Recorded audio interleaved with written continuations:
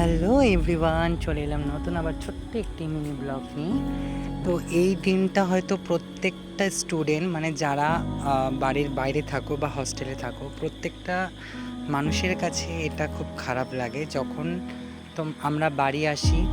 সেই আনন্দের মুহূর্তটা আলাদা, আবার যখন বাড়ি থেকে আবার হস্টেল ব্যাক করি সেটার মুহূর্তটা আলাদা। তো আজকে এই ভিডিওটা হচ্ছে রবিবারের ভিডিও। সেদিন জানি না তারিখ কত ছিল।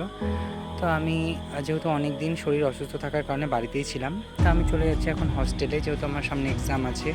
আবার পুজোর ছুটিতে আসবো বাড়িতে।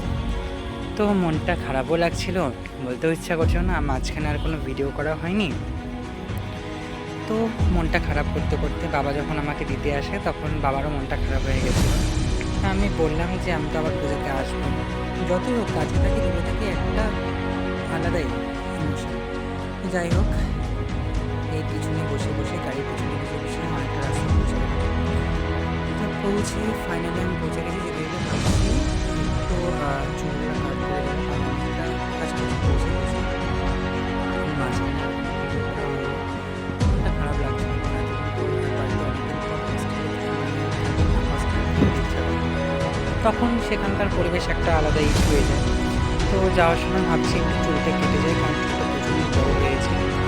আর বুঝলাম যে চুলটা জ্বরের মধ্যে বুঝলাম যে চুলটা বড় হওয়ার যে কত জ্বালা, মানে এত